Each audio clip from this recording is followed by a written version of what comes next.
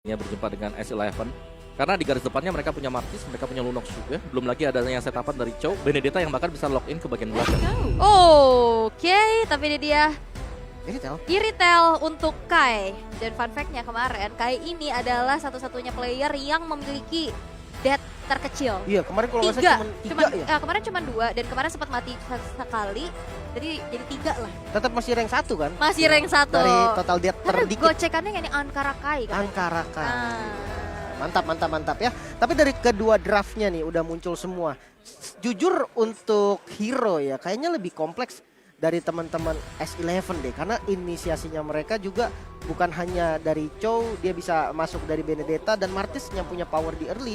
Kayaknya bikin patternnya akan lebih enak ya Om ya. Ya kalau aku bisa ngelihatnya juga bahkannya mungkin dari region mereka sendiri sih.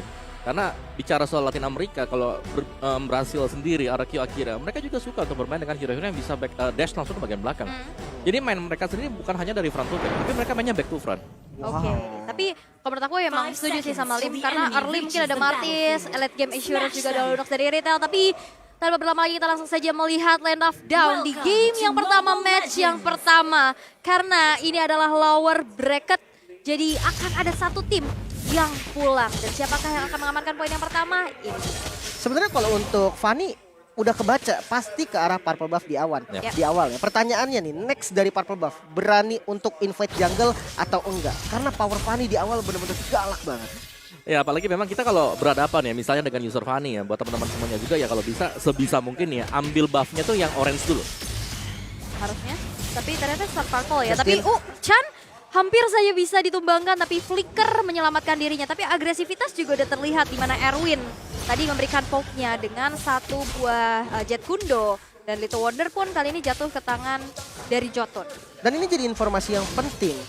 Flicker untuk Lunox di turtle pertama nggak akan ready. Bisa aja nanti di turtle pertama dia jadi target langsung dari teman-teman Falcon. Ataupun dia nggak akan berani terlalu agresif berada di bagian depan. Wow, tapi ini first blood rate-nya nomor 1 nomor 11 ya.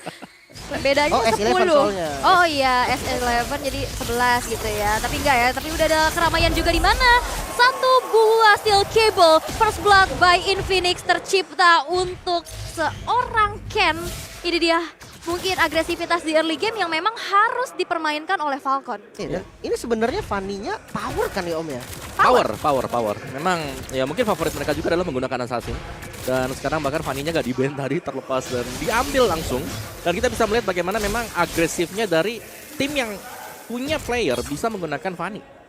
Mereka akan selalu bermain agresif, cari first blood-nya, kontrol untuk 5 menit awal. Oke, berarti ini masih di nomor 1 ya first blood rate-nya ya. Dan Masih. ini dia Turtle Camp by UBS Gold sudah muncul. Setup sudah dilakukan oleh 3 player dari S11. Tapi itu pun yang dilakukan oleh Falcon. 3 untuk sejauh ini. Tapi Justin sudah siap dengan decimation yang tercopy. Setup sudah dilakukan, pokingan sudah mulai terus terjadi. Langkah pada bawah dan mulai dibuka juga. Begitu pun ada Petrify yang terconnect. Tapi Yellow Flash gak punya lagi HP yang terlalu banyak, berhasil itu ditumbangkan. Turtle Di tangan Erwin dan Turtle pun jatuh ke tangan Jotun. Turtle slain by UBS Gold. Wah, satu keuntungan yang akhirnya didapatkan oleh S11. Mengingat first blood-nya kan kalah, setup turtle-nya lumayan rapi. Dan ya ketika dia dapetin turtle, gold-nya langsung mengejar lagi. Dan untuk item after turtle, wah ini agak unik ya Om ya. Wow, bentar Om, ini Kai Om, gila. Kai berhasil di dive in di dalam satu outer turret yang berdiri. Ya, aku mau bilang tadi Valentinnya bakal menuju ke Clock of Destiny dulu ya. Berarti agak ketahan yang biasanya dia ke ini kan. Ancient Talisman. Enchanted Talisman. Iya, makanya dia ada Clock of Destiny dan Ken Wow. nomor 1. Soalnya funny gak sih? Kayak funny Ya, level ya. 2 tuh kalau invade buff, itu bisa aja dapetin first blood. Assassin Apalagi ya? kalau nabrak kan dari patternnya. Iya. Dan pemilihan Fanny juga menurutku cukup tepat ya untuk Falcon. Melihat dari first and second pick dari tim S11, Chow Benedetta. Mereka butuh Hilda untuk mengacaukan pergerakan Fanny. Dan ini mereka akhirnya gak bisa menginvasi. Jadi Fanny-nya bebas buat dapat buff. Wave Dragon terconnect, Erwin yang berhasil untuk langsung saja dipanis. 3 player dari Falcon dapatkan eliminasi ketiganya. Ini menjadi sebuah keuntungan lagi nih. Yang tadinya goldnya sempat disusul, sekarang udah makin bergerak menjauh. Sebenarnya untuk early ya bisa dibilang lumayan sama lah, so-so lah dari keduanya. Cuman agak sedikit minim dari S11 mengingat dari mid lane-nya juga Lunox dia tuh lebih ke butuh item daripada Valentine sendiri dan emblemnya Om. Ya, dari emblemnya Impure Rage dipakai oleh Chan. Jadi ada tambahan untuk persentasenya. Yes, tapi Justin di sini terkena dengan adanya satu buah decimation. Justin berhasil dihilangkan, tapi Kai yang selalu menjadi target dari mata Ken-nya. Zepex hadir. Akankah dia bisa bertahan karena Zepex langsung saja mengeluarkan satu buah flicker untuk mundur karena belakang. Tapi lihat purple buff tidak akan menjadi milik Ken karena didapatkan di tangan Jotun. Ternetralisir lagi, S11 memilih untuk mundur. Tapi pilihan yang tepat sih untuk invasi ke arah purple buff yang dimiliki oleh Ken juga. Karena dia melihat nih agresivitas dari Ken yang bahaya banget. Kalau nggak di-invade, dia akan seenak-enaknya. Dan kali ini Turtle yang kayaknya bakal di-setup duluan sama Falcon. Harusnya ya, tapi wah itu dia steel cable. Udah mulai mencoba untuk menggesek Papadong di sana dan Cutthroat hilang. Walaupun nggak ada purple buff, Ken masih punya kalkulasi yang matang dan bisa mendapatkan satu buah poin eliminasi dari Papadong. Benar, walaupun dia harus recall setelah itu ya Om ya. Ya, tapi recall yang menurutku yang ya udahlah, dia udah dapetin point kill juga. Dari S11 mereka unggul dari sisi buff.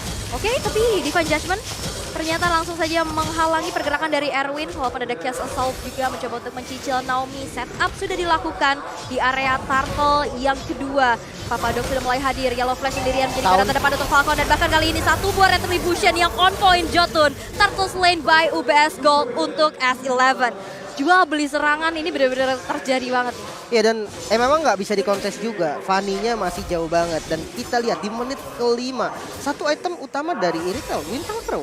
Ya, Windtalker sudah selesai dan bicara soal Valentina tadi, nggak ada Clock of Destiny. Wave Dragon kembali terbuka dan bahkan Naomi tidak bisa lagi untuk bertahan. Medan Stage sudah mulai dibuka juga. Chaos Assault mencoba untuk mengejar pergerakan dari Justin.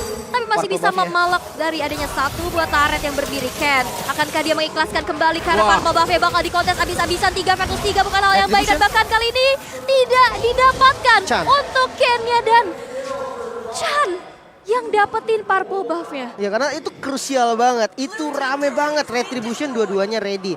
Namun yang diinginkan sama S11 itu bukan dapetin purple buff-nya. Mereka sibuk untuk melakukan zoning yang akhirnya Chan tiba-tiba dapetin purple buff.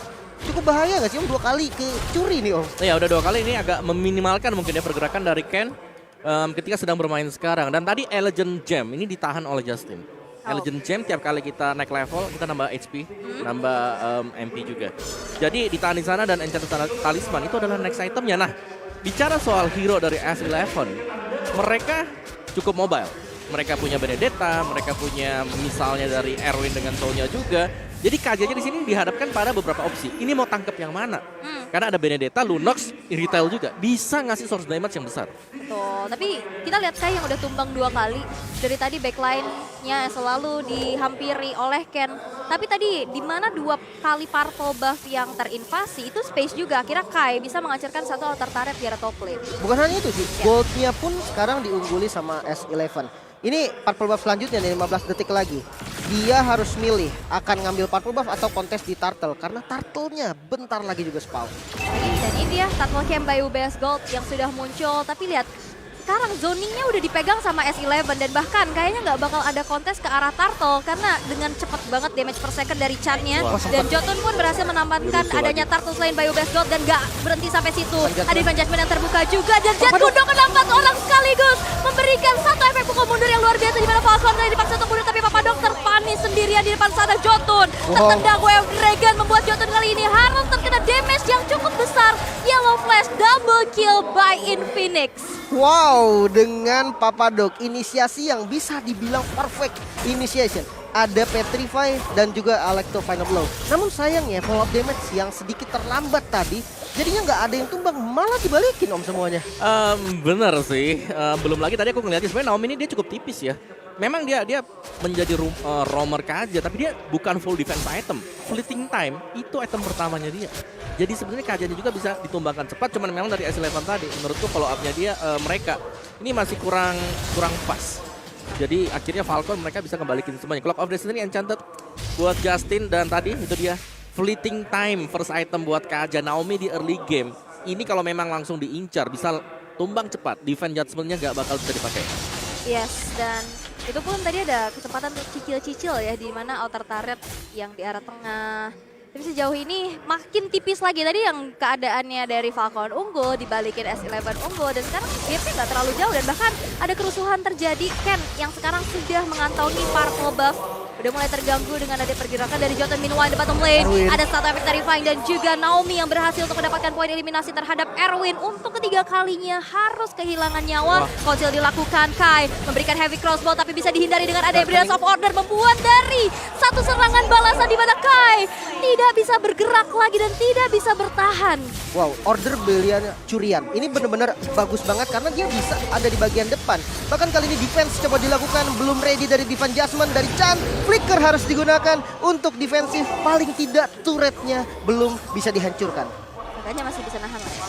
Ya, tapi itu tadi memang benar ya, curian yang bagus tadi dengan Brilliance of Order itu mengacaukan kalkulasi Tuh. dari SC11. Serius. Ya, dan bahkan dia nempel bisa ngasih damage dengan Arcane Shade-nya juga. Jadi, ya nice untuk Falcon dan pastinya akhirnya mereka bisa kembali lagi back on the track setelah berulang kali kita melihat Fanny tanpa purple buff. Iya, purple buff-nya ambil punya lawan. Iya, punya lawan. Oke, dan eksekusi menuju ke arah Lord yang pertama.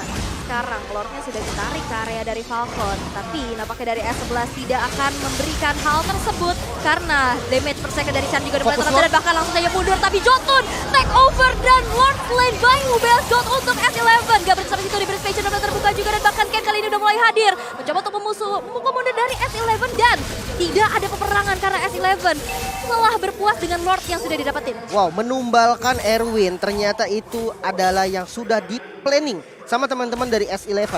Karena Lordnya bisa mereka dapatkan di momen yang tepat. Apalagi kali ini dengan 4 membernya masih bisa untuk ngekawal Lord, paling nggak dapetin outer mid-nya ya Om. Ya, dan juga satu sih, selain dari Erwin ya, ada Papadok juga yang menjadi incaran dengan Divine Judgment. Tapi begitu dia di burst down nggak tumbang, dia masih bisa selamat lagi kabur. Alektos final blow. Betul. Tadi juga bener-bener apa ya, dia menjadi frontliner dan akhirnya membuat dari Falcon kehilangan fokus terhadap Lord. Dan check over yang bagus banget sih, perfect menurut aku untuk S11. Dan akhirnya Lord pun yang pertama masih belum ter-enhance, masih bisa di-defense dengan cukup cepat. Tapi lihat, Cam bener-bener hadir dengan agresivitas yang membuat dari S11 nih agak sedikit terkejut-kejut nih kayaknya. Bahkan tanpa purple buff. Dan akhirnya inner turret di arah bottom lane bisa diamankan, tapi nggak untuk outer turret di mid lane. Ini yang menjadi kunci sebenarnya untuk S11. Ketika outer dari mid turretnya bisa dihancurkan, invasi ke arah purple buff bakal lebih mudah nggak sih Om harusnya? Ya benar. Belum lagi mereka juga udah ready ya dengan gap level, dengan item tadi 2 Athena Shield sudah diamankan oleh S11. Ini akan membuat perjuangan Falcon sedikit lebih berat menginjak ke late game. Belum lagi dari Fanny-nya sendiri. Fanny yang harus bisa menggendong di 5 menit awal, tertahan dengan tanpanya purple buff. Sekarang masuk ke late game, dia sudah pasti ketinggalan dengan defense item yang dibeli oleh S11. Yes, defense dari Divine Judgment yang terkonek kepada seorang Jotun. Di Brisbane dari belakang Jotun gak bisa lagi untuk bertahan, tapi Naomi yang langsung saja dikejar-kejar Best of Order. Tiruan berhasil untuk menyelamatkan nyawa dari Justin. Hanya berpuas dengan Jotun yang hilang, Falcon memilih untuk reset terlebih dahulu, gak mau melanjutkan fight-nya. Tapi nampaknya pokingan damage yang terjadi di arah tengah. Iya, dan Ken-nya udah siap nih untuk masuk ke arah mid lane. Fokus untuk nge-defense dulu dari S11. Masih butuh damage lebih dari Kai karena Iritelnya tadi cukup free hit dan nggak bisa ngasih damage yang maksimal bersama dengan Lunox loh tadi. Tanky banget Om. Ya, Lunox-nya ya kalau kita lihat memang dari itemnya dia Clock of Destiny, Lightning Transit. Wop, itu dia. Lagi-lagi unstoppable didapatkan oleh Ken di dalam satu inner turret yang bahkan masih utuh.